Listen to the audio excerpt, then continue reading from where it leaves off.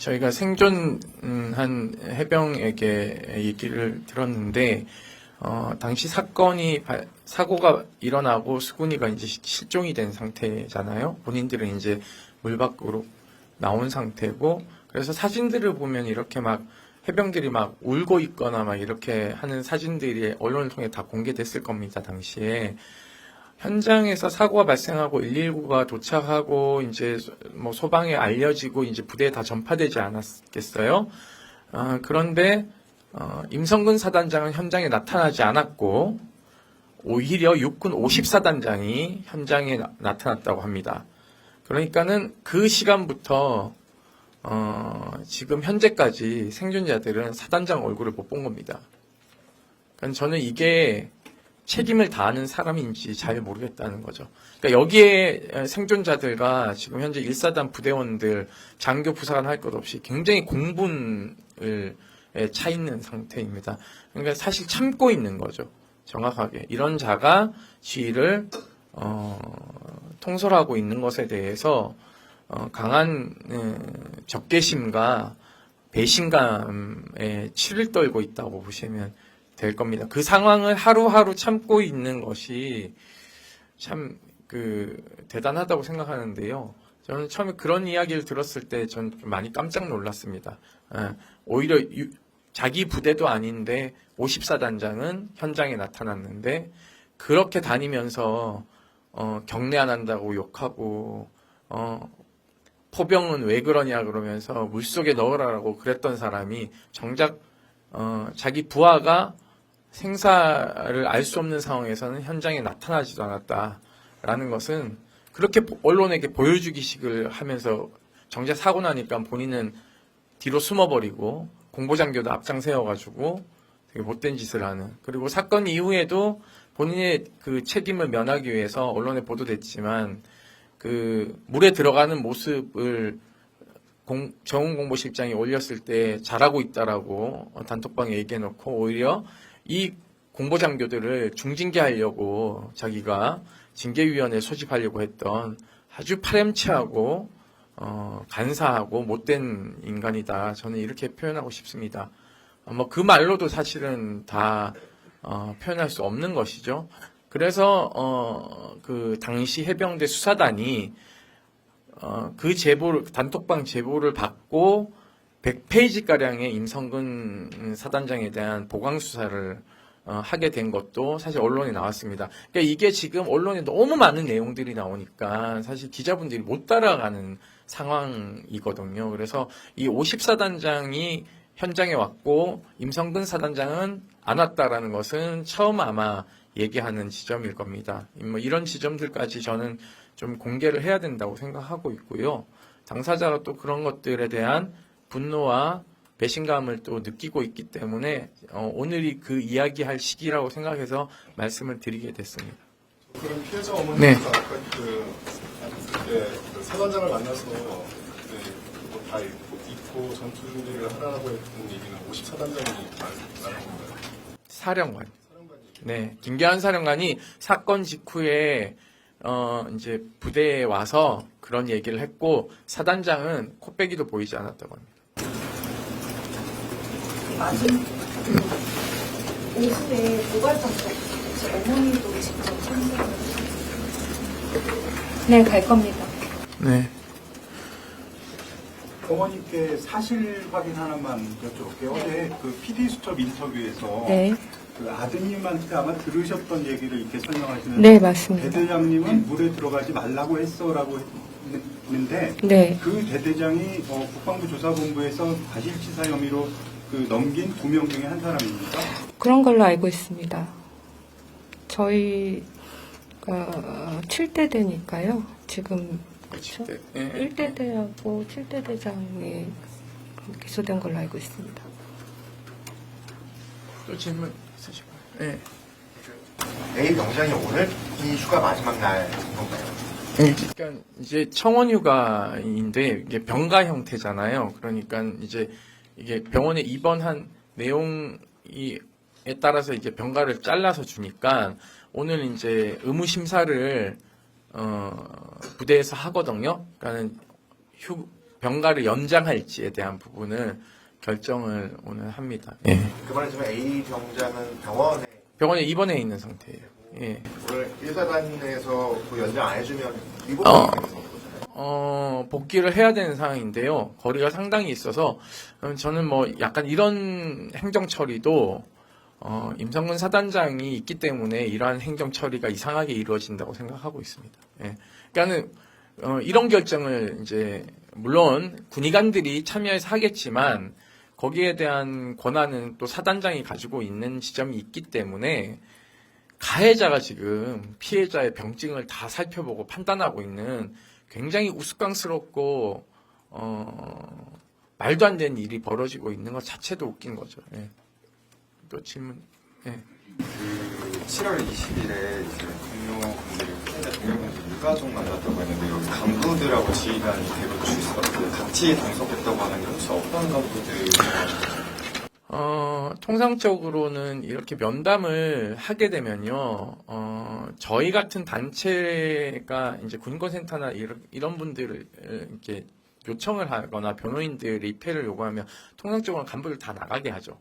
다 나가게 하고, 한 명 한 명 같이 보거나 아니면은, 때에 따라서는 그룹 형태로 보긴 하는데요. 이날은 간부들이 모두 다 들어왔고요. 그리고 이제 이런 거죠. 유족도 이제 여러 분들이 있을 거 아니에요. 뭐 최상병 아버지, 어머니, 뭐 할아버지, 뭐 삼촌, 뭐 숙모 이런 분들이 쫙 있을 텐데 누가 누군지 모르는데 하여튼 유족들도 많이 들어오셨고 이쪽은 병사들 당시 투입됐던 병사들과 간부들이 다 들어왔으니까 뭐 중대장, 대대장 뭐 누구까지 들어왔죠? 대대장까지 들어온 상태에서 사실은 이제 정확하게 병사들은 자기 직계 간부 이외에는 또 다른 간부들을 모르지 않습니까? 그러니까는 이렇게 해서 그냥 대화를 하니까 대화가 안 되죠. 왜냐하면 간부들이 있는데 군 복무를 해보신 분들은 아시겠지만 간부가 있으면은 말하기 어렵죠. 아무래도. 그리고 이 과정에서 병사들은, 이게 생존 병사들은 유족하고 좀 이렇게 어떤 상황이었는지에 대해, 왜냐하면 최상병은 돌아가셨으니까 말이 없잖아요. 그러니까는 그 당시에 같이 물에 빠진 생존자가 이야기를 해줘야 어떤 상황이었다는 것을 유족들이 알게 될 텐데, 그 과정도 없었고요.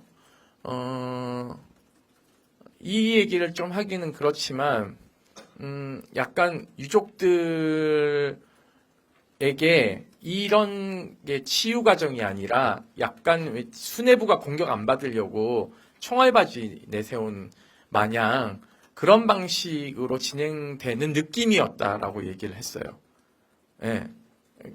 그러니까 생존자들 입장에서는 수군이를 못 살렸다라는 것에 대한 동료를 잃은 것도 있고 못 살렸다라는 것도 있는데 거기에 유족들하고 관계에서도 허심탄회한 얘기를 못하게 그렇게 집단으로 밀어넣은 다음에 약간 총알바지식으로 써먹었다라는 인식도 지울 수 없다라는 것이 생존 병사의 표현입니다. 그래서 그 부분에서도 임성근 사단장에 대한 적개심이 그 생존자 병사들은 또 올라갈 수밖에 없는 것이죠. 가장 높은 그 지휘관이 대대장입니까?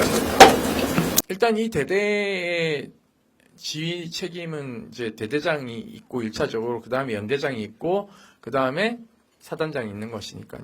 정확하게 누가 들어왔는지는 본 사람이 병사기 때문에 뭐 이렇게 다 확실하게 뭐 누구까지 들어왔다라는 게 인지되지 않고 자기 선에서 아는 사람들이 그 정도였다고 인식하시면 될 것 같습니다. 그러니까 보통 이렇게 들어오면 막 정훈도 들어오고 막 이제 인사 참모도 들어오고 막 들어와요, 간부들이. 왜냐하면 이 상황을 보고해야 되니까. 그러니까 이게요. 어떤 인식이냐면 유족을 달래고 생존자를 치유하는 방식의 만남이 아니라 이것도 하나의 작전입니다. 군에서는. 그러니까 유족을 이렇게 톤 다운 시키기 위한 작전의 하나로 인식하시면 될 겁니다. 왜냐하면 빨리 장례를 치러야 되기 때문에 이해람 중사 아버님처럼 지금까지 장례를 거부하고 저렇게 계시면 곤란하기 때문에 어떻게든 유족의 마음을 사서 장례를 진행해야 되는 상황이기 때문에 이제 그런 것들을 하는 것이죠. 예. 그리고 저는 뭐 그런 것도 해병대 사령부가 좀 오해받을 짓이라고 하는 생각이 드는데요. 최상병의 이름을 못 쓰게 하는 것을 유족에 요청했다라고 하면서 해병대 정훈공보실장이 막 언론에 뿌립니다. 사실관계 확인 안 해보셨잖아요, 유족들에게. 그렇죠? 그런 행위들은 좀 안 했으면 좋겠어요. 예. 그리고 두 번째, 뭐 이렇게 수사 결과를 경찰 수사 결과를 지켜보겠다 이런 것도 정훈공보실이 막 뿌립니다. 그래서 이런 것들도 사실은 굉장히 부적절하다. 본인들에게 유리한 거는 언론에 풀하고 본인들에게 불리한 것은 다 지금 알고 있는데 아무것도 얘기를 하지 않잖아요. 예. 그런 것에 좀 쏘으면 안 된다고 생각하고 있습니다. 그 A 병장님이 사고 직후에 바로 치료를 받으시는 건 아닌 것 같은데 언제부터 방학 치료를 이번은 당장 못 나오죠. 왜냐하면은 이제 앞서 어머니가 얘기를 하셨지만 수근이 장례식도 있었고요. 또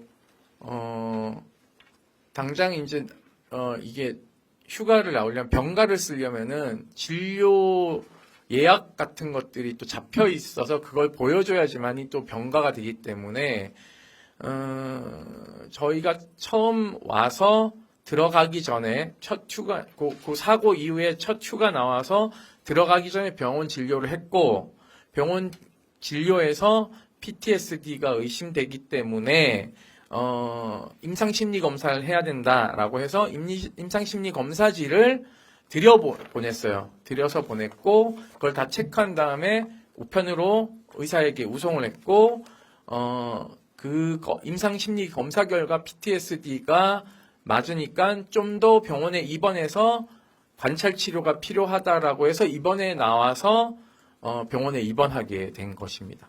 예.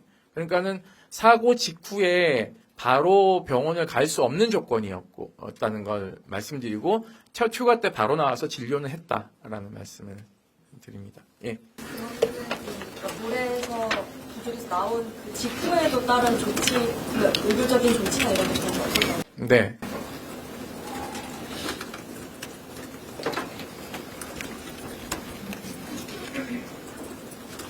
네. A 병장은 지금 병원에 입원 중이신 거고 다른 생존 증상에 대해서는 확인이 안 된다고 하셨는데 네.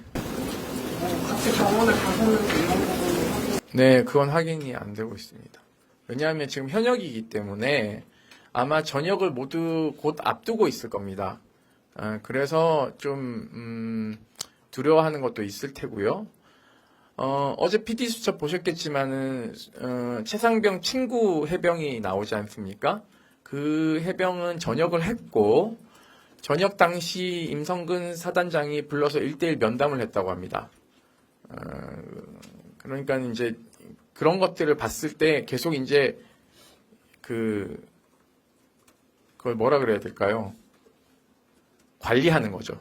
예, 말하지 못하도록 나가서. 예. 그게 이제 해병대 정신 운운하면서 얘기해요. 예, 분명히 그랬을 것이다 라는 것이 많은 해병대 장성들의 얘기입니다. 예, 예비역들의. 예, 해병대 정신을 훼손하는 발언은 하지 마라 라고 하면서 자기는 그 뒤에 숨어버리는 거죠. 예, 말씀해 주시죠. 그리고 백말건이 이제 살해 사건으로 들어가는 김치상으로 네.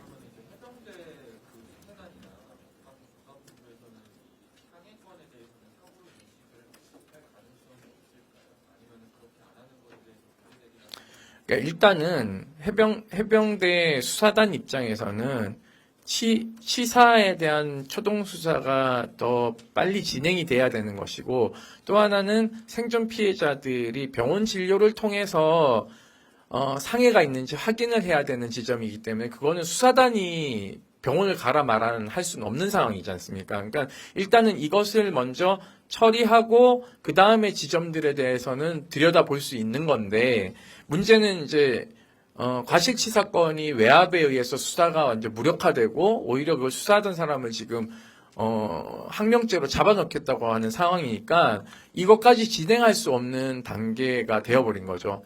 예, 그래서 저희가 이 부분에서 처음에 이제 그 어머니께서 저희한테 이제 전화가 오셨고 아들 상태가 걱정된다고 얘기를 해서 병원 진료를 가셔야 된다. 초기 저희가 상담을 하고 병원 진료를 가야 된다라고 얘기한 것이고 오늘 기자회견까지 저희가 걸린 시일이 저희가 언제 봤죠? 처음에? 8월 초쯤에 봤으니까 약 한 2달은 안 되지만 1개월 한 보름 이상이 된 것 같아요. 그러니까 그 과정이 이제 저희도 추적 관찰을 해야 되는 상황이지 않습니까? 그러니까 이게 이제 결국은 책임져야 될 군이 추적 관찰을 안 한 책임에서도 자유롭지 않은 거죠. 예. 오로지 사단장 9명에만 목숨을 걸고 있는 이 권력형 비리의 피해다라고 생각을 하고 있습니다.